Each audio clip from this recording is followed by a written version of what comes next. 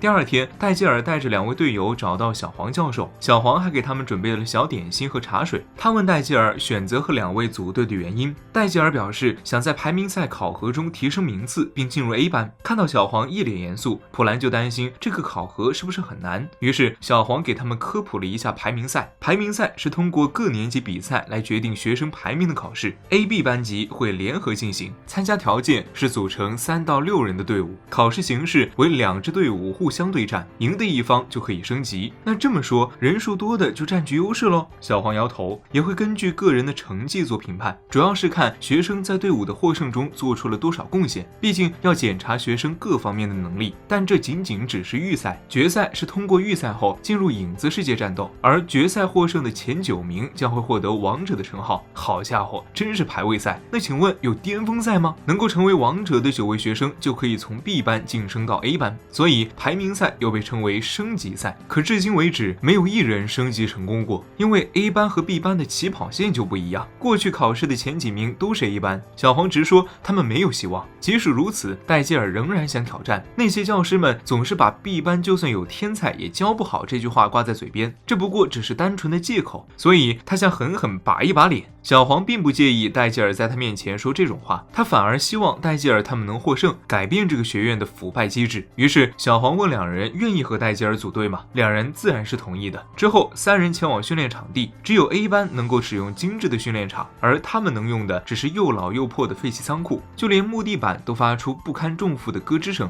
最可怕的是，房间内还有一大群老鼠。戴基尔看起来精神状态十分稳定，但是另外2人已经被吓得灵魂出窍了。戴基尔没办法，只能一手抓住一个，告诉2人准备打扫卫生了。蒂卡却说灰尘和蜘蛛网还有破烂他都能忍，老鼠他是忍不了一点。戴基尔只能笑眯眯地告诉他自己会想办法堵住老鼠洞，打扫卫生的事情就拜托蒂卡了，根本就没有给蒂卡拒绝的机会。而普兰已经被吓得灵魂出窍了，等他反应过来时，房间180度大转变。普兰非常的愧疚，但男妈妈戴基尔却说没事。蒂卡看起来已经被超度了，他只想立刻去洗个澡，但戴基尔却迅速拉着他们训练。别忘了，他们可是要成为王者的人。虽然知道 A 班有比自己强得多的强者，但面对戴基尔的笑容，蒂卡和普兰还是被蛊惑了。戴基尔决定提升蒂卡的攻击精准度，并告诉他，如果这一点都做不到的话，面对 A 班是很难获胜的。最重要的是，上辈子的蒂卡就有这么强了。戴基尔给蒂卡布置了扔球的任务，当然不是用手，而是用魔法，并提醒蒂卡可以去感知风的力量。蒂卡本身就是很有天赋的天才，操控风对他来说再简单不过了，一下就抓住了诀窍，并开始训练了。解决了蒂卡的事情之后，戴基尔的目光落在了普兰身上。普兰兴奋地蹦跶起来，以为戴基尔也要指导自己。戴基尔有些歉意地笑笑，并表示自己没什么能够指导普兰的，因为作为剑士他已经很有实力了。他相信普兰也能在训练赛中获胜，但普兰对自己没有自信心。戴基尔说的他能获胜，也是在他发挥全部实力的情况下。上辈子普兰仅凭一把细剑就能横扫敌军，那个剑技不管是谁看了都忘不了。戴基尔问普兰当时为何要选择巨剑，他和 A 班的那个红毛战斗时明显看出不是习惯的动作，他用的武器应该是更加轻盈，更适合他自己的细剑。关系到这件事，普兰看起来非常难受。考虑到队伍的实力，戴基尔希望他能告诉自己，于是普兰便带着戴基尔去了一个地方，正好蒂卡正沉浸在训练中。戴基尔觉得最好不要打扰他。普兰很羡慕戴基尔这么信任蒂卡，戴基尔表示他同样信任着普兰。普兰有些羞涩，便带着戴基尔去了他的宿舍，把父亲留下的武器给戴基尔看了。普兰说他从来没见过父亲，他的母亲只是一位平民，但父亲却是一位贵族，他是贵族的私生子，父亲只留下了这把武器。戴基尔记得这就是普兰上辈子用的武器。他在征询可以触碰的允许后，发现这把武器非常的轻便。普兰说他是6岁的时候知道这把武器的，而这是父亲留下的最后一样东西。知道这把武器后，他就开始拼命练习剑术，希望再一次见到父亲时，对方能看到可以驾驭这把剑的杰出的儿子。但是母亲却让他不要去找父亲，因为贵族和他们在不同的世界。母亲直到死都没有告诉普兰父亲的名字，因为对贵族而言，和平民生下孩子是一件不雅的事。如果他去找自己的父亲，很有可能已经被杀了。普兰母亲或许是考虑到这一点，才一直没有说出父亲的名字。但是普兰并没有放弃，他是为了寻找父亲才来这所学院，想着这里这么多贵族，总有一个知道父亲的踪迹。他在街上找人鉴定了这把剑，想找到线索，结果对方却告诉他，这把剑以剑的本身来说，几乎没有任何价值，根本不是贵族阶层会用的东西。普兰以为父亲爱着母亲才会留下这把东西，可这种东西根本就是一场骗局，所以他决定不再使用这把武器，因为他不想再用了。戴基尔听后并没有劝他。3天后，蒂卡已经能够掌控球体了。此时戴基尔突然想起哈顿给蒂卡的那个匕首，他怀疑那把武器是否也有第2形态，正准备找普兰问问，结果却被告知无法再看了，因为那把武器被他卖出去了。普兰带着戴基尔去找了那家店铺，这还是戴基尔第一次来这个小巷。乌祖肯的店铺，改变主意也不予退款，商品有瑕疵也不准退款，看来是个爱财如命的店主。普兰说说他已无意使用那把剑。戴吉尔问普兰愿意相信他吗？进门后，戴吉尔发现这里防盗措施做得很好，开门的还是一个大汉，看来警备也做得不错。店长一眼就认出了普兰，得知戴吉尔是想买回这把武器，便说出当然可以，而且他还骗了普兰。当时只说是以剑的形式来说不值钱，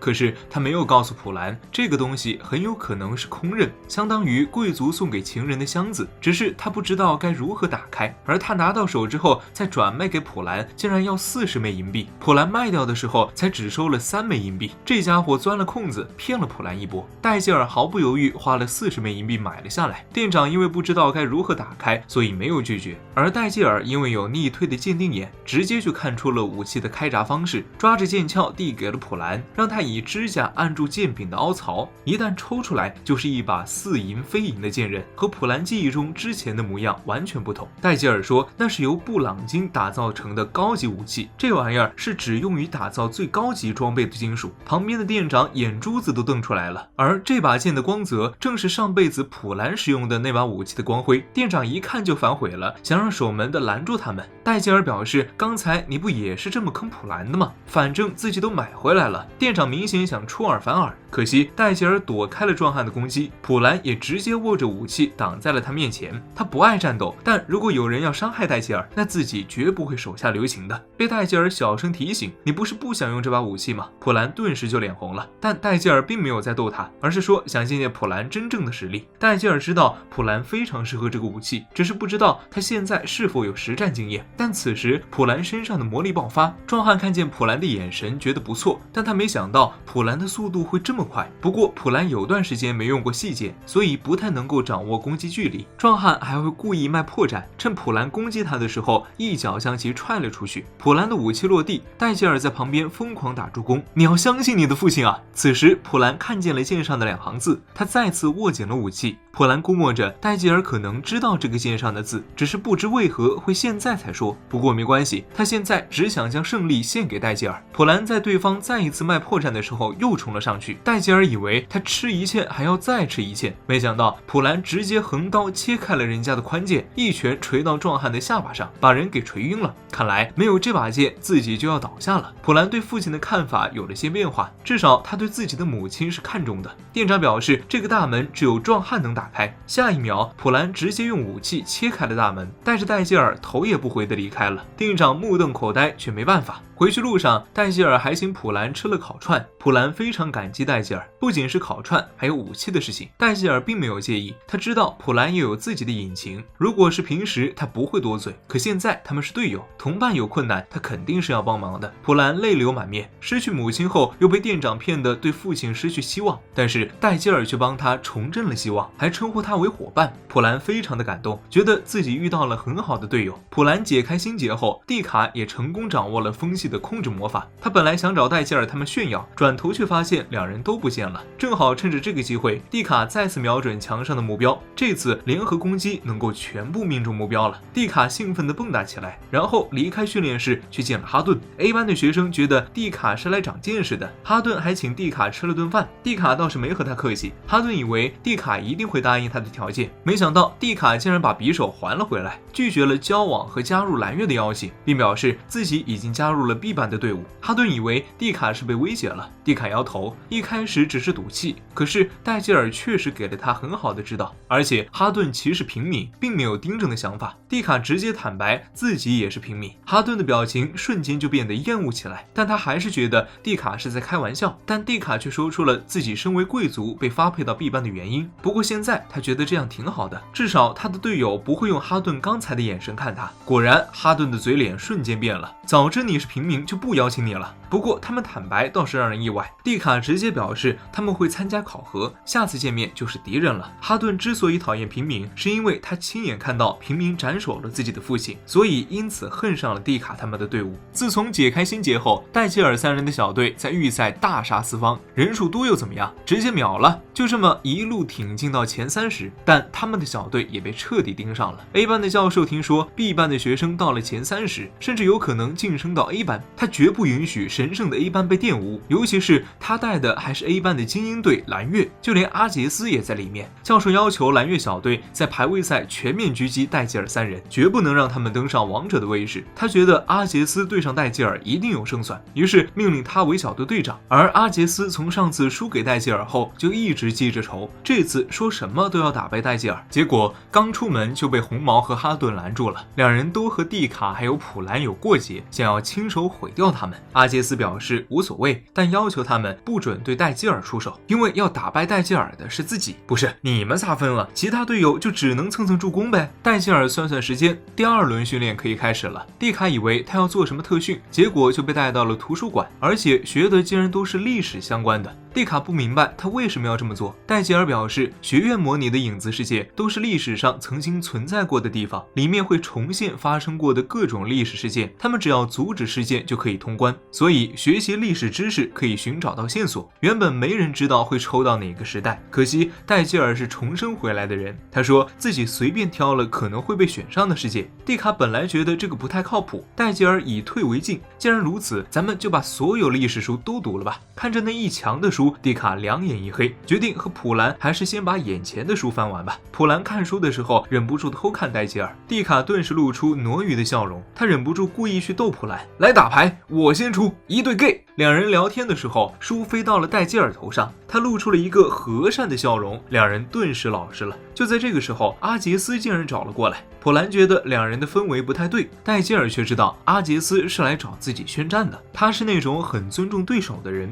并坦诚入学那天看低了戴吉尔，对此他愿意道歉，不过下次他不会再输给戴吉尔了。戴吉尔要的就是这种效果，虽然他知道要如何运用能力，但实力到底不如重生之前完全。考试那天他勉强自己赢过阿杰斯，就是想要激发他的斗志，为了避免最后的悲剧发生，他需要自己的队友变得越来越强，很期待将来并肩作战的时候。排位赛的决赛即将到来，现场来了不少观众围观，毕竟是大型比赛，戴吉尔难得的打了领带，他不喜欢被束缚住脖子，不过今天还是得装装样子。普兰表示下次可以陪戴吉尔一起去买更适合戴的领带。蒂卡说自己也想去，普兰看起来有些为难。蒂卡愣在原地，坏了，我成电灯泡了。预赛获胜的选手登场， A 班的学生们都在暗中打量戴吉尔，有一部分人觉得戴吉尔根本不是对手，进入影子世界之前不会提前告知内容，让学生们自己在内部调查，解决事件后就算获胜。同时学员也可以使用魔法互相攻击，获胜的前9名就可以登上王者的位置。而戴吉尔他们目前排名最后，由于他们是 B 班的学生，所以连组合的队友都没有，必须得靠自己通关或打败在场其他人。影子世界的大门打开，戴吉尔他们进入大门，那里是一个白色的空间，走到固定位置后就会被传送到历史的某个节点，当然这只是虚拟的世界。他们的起始位置被打乱，戴吉尔决定先去和队友会合，没想到一来就遇到了 A 班的学生，对方上来就用魔法攻击，到底是精英队伍的人，上来就使用双重魔法攻击，还知道如何用冰性魔法发出爆炸效果，再结合风属性将戴吉尔刮伤。但很可惜，这家伙对魔力的操控不够完美，不能直接瞄准戴吉尔的心脏。他还得意洋洋，觉得自己的魔法是普通平民一辈子都学不会的，却忘了两者的起点都不在一处。而戴吉尔逆推魔法一开，直接打断了此人的魔法阵，并以牙还牙将他冻在原地，当场就被淘汰了出去。现在现场只剩29人了。 A 班娇生惯养的学生还在嫌弃太阳大，感受到一阵微风都没反应过来有危险，下一秒就被蒂卡给淘汰了。现场还剩下27人，普兰四处张望都没找到戴吉尔。蒂卡觉得他担心的样子好像小狗，太可爱了。蒂卡使用风属性魔法扩散，发现周边有2个人，还有一个落单的，他准备先解决那个落单的，结果魔法刚放出去就破碎了。但另外2人感受到魔力波动也追了过来，他们认为 B 班的学生是废物，普兰根本没给他们说话的机会，直接冲上去就是一顿毒打。但这家伙很快反应过来，扫起一地灰尘躲开普兰的攻击，但可惜蒂卡的风属性可以在灰尘中捕捉到人的位置，直接就把此人的队友给打飞了出去。你也说了，用魔法就是自爆位置呀！没等男人反应过来，普兰已经绕到了他身后，他下意识反击，蒂卡的攻击就到了他面前，于是他们又遭到了淘汰。但凡2个人先攻击蒂卡，也不会输得这么快。可惜了，他们就是太轻敌了。2个人以后比赛互相夸赞，蒂卡这才想起戴吉尔已经来了，赶紧把他喊出来。普兰被夸了之后非常开心，蒂卡却记得戴吉尔过来的时候破解了自己的魔法，他本以为自己变强了，没想到戴吉尔还是那么轻松的破解了。说实话，他还蛮受打击的。没想到戴吉尔也摸了摸他的脑袋夸他，这让蒂卡感到非常的羞耻。而此时其他的队伍也在大杀四方，场内又有人出局，只剩下18人了。戴吉尔还在跟蒂卡他们聊计划，他们想要晋升到 A 级有2个办法，第一是通关影之世界拿到第1名，第二是苟到最后挤进前9名。通关影之世界拿到第1名，他们肯定会被包围，所以第2个方法猥琐发育会更好一些。但普兰相信他们3人一定能够成功。偏偏这个时候天降大雨，3人只能先去树下躲雨。普兰倒是挺享受这种独处的机会。蒂卡还在思考，如果只有自己一个人，根本不敢想和 A 班对战，想办法晋升。不过那个时候他向哈顿隐瞒身份，答应进入蓝月，恐怕现在已经被发现平民的身份了。这个时候戴吉尔摸了摸2人的脑袋，让他们放心，他们已经很强了。蒂卡觉得戴吉尔很喜欢，但他并不讨厌这种感觉。就在此时，天空突然响起钟声，据说这玩意儿每响起1声都会随机产生恶魔。系统突然公布了存活任务，因为中塔产生了恶魔，他们要在恶魔的袭击中活下来。以前从来没出现过这种情况，看来就是那群贵族教授故意搞的鬼。他们想让 B 班的学生被淘汰出去，结果现场第一个被淘汰的反而是 A 班的学生。这时蒂卡他们闻到了一股奇怪的臭味，戴吉尔看到地面凸起，立刻提醒2人准备战斗，谁知钻出来的竟然是一只暴走的老鼠。看到第1只老鼠的时候，蒂卡他们吓得够呛，但戴吉尔却知道鼠群应该要来了，所以立刻带着蒂卡他们逃跑。这种恶魔是以人类血液为食物，只要盯上了就会穷追不舍，恐怕其他的队伍现在也有危险了。蒂卡一边跑一边试图反击，结果后面的鼠群越来越多，根本阻止不了。眼看他们就要被追上了，前面还有巨木挡路，3人跳了过去，小腿差点摔伤，被戴吉尔提了起来继续跑路。他们想要阻止鼠群，就必须得找到指挥，但戴吉尔知道有一个办法，他咬破手指甩出血液，老鼠首领立刻扑了出来。蒂卡抓住机会攻击首领，没想到这玩意儿竟然还能爬起来。想想也是，毕竟是只恶魔，他们对魔力的抗性还是蛮强的。戴吉尔本想让队伍赶紧撤退，谁料到普兰竟然一头扎了进去。与此同时，阿杰斯他们的队伍也被包围了，蓝月成员陆续被老鼠绞杀。其他 A 班的学生也看到了鼠群，但有一个队长直接让队友退至他身后，一把火就燎了出去。也有 A 班的学生没心眼，看到老鼠松了一口气，结果就被吞了。而此时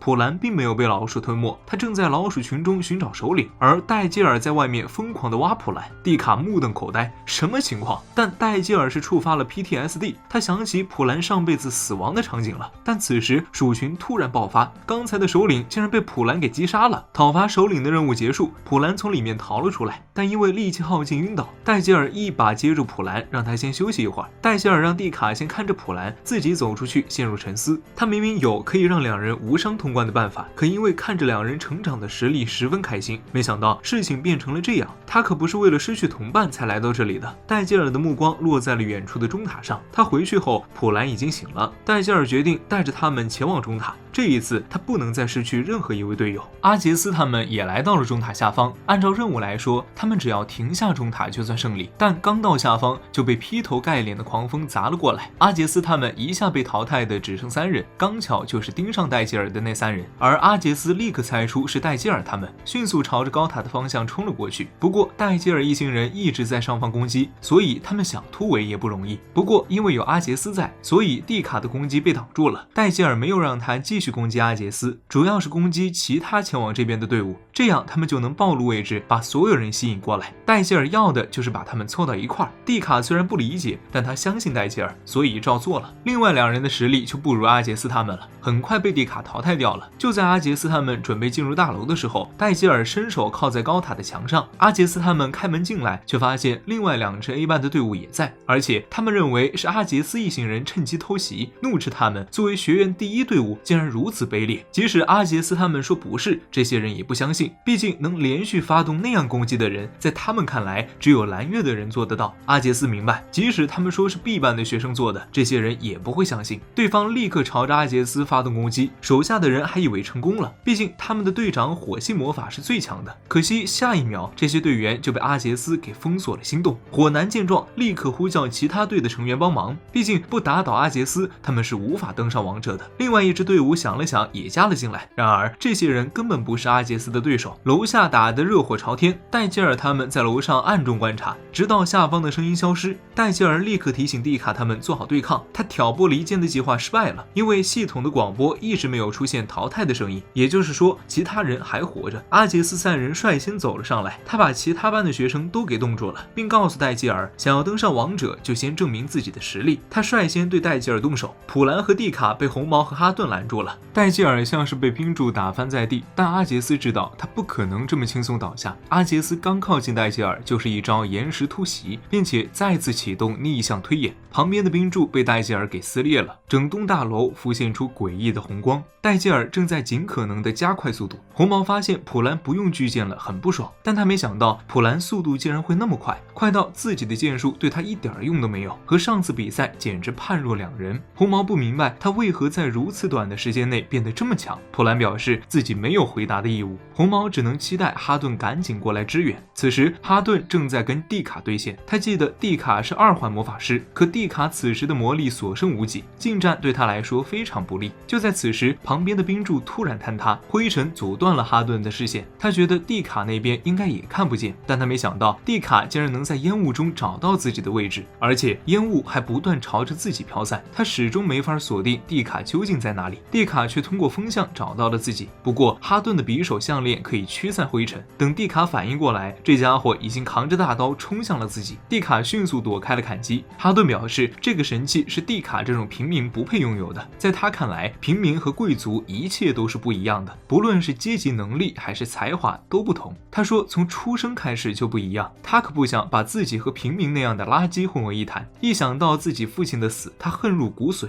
蒂卡不明白他这份恨意从何而来，这家伙就已经把他撞到了墙上。普兰见势不妙，赶紧过去支援。小红勉强防住了攻击，但哈顿和红毛也汇合了。结果哈顿却说要亲自解决这两人，他的状态看起来非常糟糕。蒂卡告诉普兰自己需要时间恢复魔力，于是普兰主动迎战。对方以为封住了普兰的行动就成功，结果普兰砍碎了岩石，再次阻挡他的进攻。红毛本来想说普兰的对手是自己，结果哈顿的状况非常不对劲，非要一个人打死2个平民。普兰说哈顿视野狭隘，对方不看周围，只瞄准蒂卡，正因如此他才有空隙攻击。蒂卡拜托普兰引开红毛，自己会和哈顿单挑。他知道普兰和红毛打起来会很轻松，但普兰却说蒂卡看起来太勉强了。他猜出蒂卡可能是担心牵连自己。普兰表示他们约好了要3个人成为王者，并因此才组队的，而且戴基尔也说过他们俩都变强了。蒂卡松了一口气，决定放手一搏。楼上的戴基尔和阿杰斯打得不可开交，阿杰斯没想到戴基尔连他的极速魔法也能破解，可以说阿杰斯所有的魔法都被戴基尔给撕碎了。不但如此，戴基尔甚至还有余力反击他。戴基尔一边打一边感慨，不愧是阿杰斯，对付起来也不容易啊。阿杰斯觉得自己各方面都在戴基尔之上，但他还是陷入了苦战，于是猜到自己应该是在实战方面缺少经验，干脆直接横冲直撞杀了过去。没想到戴基尔身体强化挡下了他这一招，戴基尔被推到墙上，但很快又反应过来挡住阿杰斯的攻击。阿杰斯不明白自己明明实力远超戴基尔，为何就是打不赢他。戴基尔反问阿杰斯，你不觉得开心吗？因为他一直以来都太强了，始终找不到能够交手的人。正因如此，上辈子戴基尔认识他的时候，他就没有体验过战斗的乐趣，看起来对一切都不感兴趣。戴基尔希望他能体验到有对手的快乐。少女表示开不开心他不清楚，但他知道自己很想战胜戴基尔，所以两方都拿出了全力战斗。只见阿杰斯手搓了一个冰之结界，姐姐你爱杀吗？因为是结界，戴基尔还无法解析。阿杰斯高坐王位，一抬手，冰锥对着戴基尔劈头盖脸砸下来。在这个结界内，阿杰斯可以无节制地释放魔力，不过戴基尔也能解析这个攻击，这是上辈子阿杰斯的底牌了。只是没想到他在学生时期就能用这招了，不过他搓多少魔法阵，戴基尔就能给他屏蔽多少。不但如此，还能逆向控制他的结界，他的魔法对自己而言无用。阿杰斯也没想到所有的魔法都会被推演，莫非自己要动用武器？器，可是武器他试过了，也不是戴吉尔的对手。他觉得这2样还完全不够，但此时阿杰斯却突然想到了什么，他提起武器，竟然解除了结界，浑身上下的魔力集中到一处。没想到戴吉尔露出了兴奋的笑容，干得漂亮，他果然是天才。而下方的普兰还在努力帮蒂卡争取时间，红毛直接开始摆烂了。谁让哈顿刚才非要抢人头的呢？发现自己不是2人的对手后，又开口叫红毛帮忙了，美其名曰不想在平民身上浪费时间。红毛这才提起武器加入战局，2个人同时冲向蒂卡，普兰根本来不及阻拦。没想到此时蒂卡却突然抬手，并提醒普兰蹲下来。只见他2手同时蓄力，风系魔法将飞扑过来的2人瞬间击飞。上方的阿杰斯也使用出了最强绝招魔法剑，就是魔剑士至少要学10年才能领悟到的招数，但阿杰斯竟然在瞬间领悟了。他再次发动攻击，戴吉尔的魔法对他而言是可以轻松击破的存在了。阿杰斯觉得戴吉尔应该无法推演这一招，便立刻朝着戴吉尔挥舞武器。他的攻击已经落在了戴吉尔的脖子上，这时他才发现戴吉尔竟然开了推演，还没等他反应过来，整个中塔就已经被解析并驱散了诅咒，并因此成功通关了比赛。一个 B 班的学生拿下最终胜利，自诩贵族的教授们气得咬牙切齿。他竟然不愿意承认戴吉尔的胜利，还在会议上公然指责小黄教授使用不当手段，还说平民不可能压制魔剑士，更不可能通关那个世界。其他教授也纷纷支持，他们暗指小黄泄题，还说就是显而易见的，不然平民不可能打败魔剑士。可戴吉尔和魔剑士的战斗，所有人都看在眼里，这可是一场公开直播对战，他还嚷嚷着要调查才行。也有教授出来阻止他，别忘了他现在还在校长的面前。这个时候，校长拿出了能够进入前9的王者排名。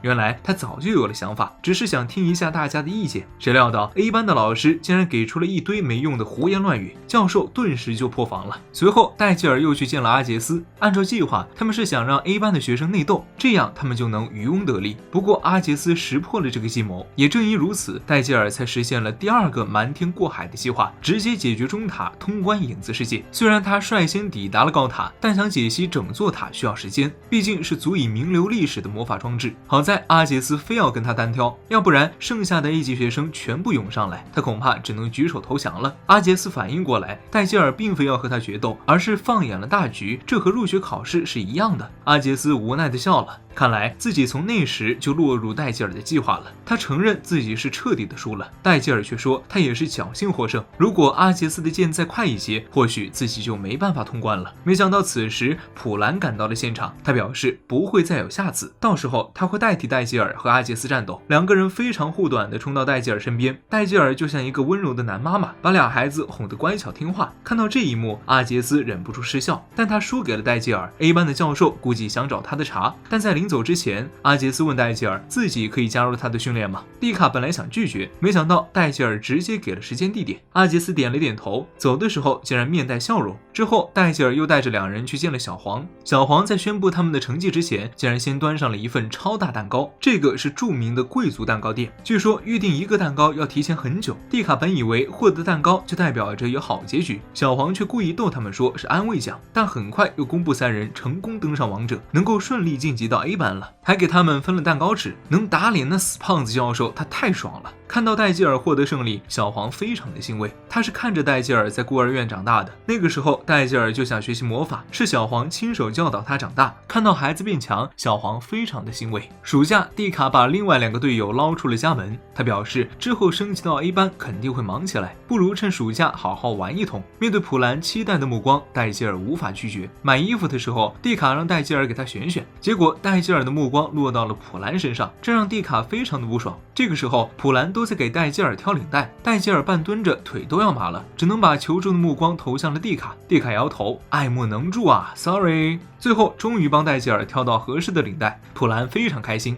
蒂卡没想到普兰逛街的时间竟然比自己还长，2人兴致勃勃地冲向游戏厅。没想到戴吉尔转头就见到了阿杰斯，因为阿杰斯看起来不像是会来这种地方的人。戴吉尔想了想，问他要不要一起去游戏厅。阿杰斯开玩笑，是不是要和自己比赛？戴吉尔根本看不出来他在开玩笑，紧张的不行。蒂卡和普兰看到阿杰斯还有些紧张，结果阿杰斯把普兰提到戴吉尔身边，普兰瞬间倒戈，邀请阿杰斯一起玩。结果打双人桌上冰球时，普兰因为和阿杰斯分到一个队，一怒之下表示要迅速结束战局。万万没想到，蒂卡率先使用风系魔法拿下一球，戴基尔还来不及解释用魔法是作弊行为。另外两人仿佛懂了什么，于是三个人在比赛中大打出手。戴基尔在他们身上看到了昔日战友的影子，很快也投入了战斗中。最后戴基尔他们取得了胜利，阿杰斯也告别回去了。蒂卡还有些不爽，不过没关系，反正之后也不一定见得着，却被戴基尔提醒阿杰斯也要跟他们一起训练。蒂卡这才反应过来不对，戴基尔他们升到 A 班，一早又开始训练。这一次阿杰斯也来了，训练的地方还是之前的场地，阿杰斯负责和普兰一起对练。蒂卡其实很佩服他的实力，只是性格傲娇，不愿意承认罢了。如果阿杰斯真的遇到问题，他还是会上前做解释的。训练结束后，阿杰斯知道戴基尔是那种会琢磨透队员实力，并根据他们的实力做最精准的培养的人。他们约好放学后继续训练。蒂卡已经累瘫了，一想到等会儿还要上课就想死。只是戴基尔之前也跟他们说过，下一次再遇到敌人很有可能就是实战了。两人都很相信戴基尔，所以每次训练都尽可能的磨练自己。影子世界很早以前就出现了，但因为有魔法师的存在，所以勉强能抵抗。他们一点一点蚕食大陆，以至于整片大陆已经被吞掉了一半。不过现在的人们攻略影子世界已经达到了 99.9%， 成功抵挡了影子世界的侵蚀。当然这也依赖于影子世界的魔法石，这是通关那些世界掉落的道具，里面蕴藏着大量的魔力，当然无法直接使用。50年前魔塔找出了魔法石的能源运用手段，让魔法科技得到了质的飞跃。蒂卡打瞌睡被老师点了起来，幸亏戴基尔给他报了答案。下课后三人找到给他们上课的老师，老师还以为他们是请求自己成为志愿老师，但是申请时间已经过了。不过戴基尔却说并不是这件事，还掏出了自己的委托书，希望老师委托他们成为魔塔艾雷利分部的护卫小队。老师拒绝了，因为他没有这样做的原因。结果戴基尔直接说出魔塔内存放着一个重要的魔法书，这件事本来是不对外公开的。戴基尔却说10个小时后会有人想夺取它，那是除了魔法师之外的外部者，委托护卫的任务只有这位老师能做到。10小时后，魔塔本部塔主佐德收到消息，魔塔的分部遭到了袭击，他们提前做好了防备，佐德反而对戴基尔产生了兴趣。戴基尔假装平民带着面包，不小心撞到外部者的首领，对方看似和蔼地拉起了他，但转头就把他的面包给踩碎了。因为平民伪装得很好，所以这人没有对他动手。戴基尔在他们离开后露出了笑容，这些家伙戴上面具就准备对分部行动了。大量的魔法朝着魔塔砸过去，只是魔法攻击都被防护给挡了下来。不过没关系，他们还准备了物理攻击。在这种持续不断的双重攻势下，分部防护盾支撑不住，彻底崩塌，大门也被他们给砸碎了。分部内的士兵一拥而上，试图阻拦。首领没想到竟然有这么多人，不过他们还是立刻冲了上去。只是没想到这些人都穿了防护甲，而首领带着队伍在人群中隐身了。塔内的其他人收到消息，准备下去支援，正好和隐身混进来的外部者擦肩而过。外部者觉得事情有一些蹊跷，但还是顺着那些人的反应找到了存放魔法石的位置。跟过来的魔法师试图破开防御，然而防护罩纹丝不动。于是外部者首领亲自动手，成功崩坏了魔法师的防御。眼看上级魔法师近在眼前，普兰却突然出现在他们身后，提醒他们现在投降还来得及。首领将魔法石塞进口袋里，你们都知道他要袭击，为什么不能提前把魔法师转移走？不行，换个地方藏啊！普兰看出这个首领实力很强，而且跟过来的人有2位剑士，4个魔法师，其中2人的实力和蒂卡差不多。首领看出这些人不是普兰的对手，直接一个触手 play 把他给绑了。不是，谁家第一个被触手的是男二啊？普兰被攻击后封锁了走位，其他魔法师瞄准了普兰，看来是没打算给他留活路。就在这时，蒂卡的风系魔法成功挡住了那些攻击，并且迅速放倒了其他魔法师，但只是打晕，并没有穿透铠甲，所以首领张开屏障挡住了攻击。只是让他惊讶的是，这魔法阵的数量以及攻击的准头，他以为是藏起来了很多个魔法师，觉得这个警备实在太多了，不正常。不过他的目标还是魔法石，让众人掩护自己，决定先走一步。普兰劈开妨碍自己的2个魔法师，和后面的战士打成了一团。但是首领已经开始独条沿袭魔法了，他为了搞死普兰，甚至把队友都坑了。不过普兰反应要更快一些，逃过一劫。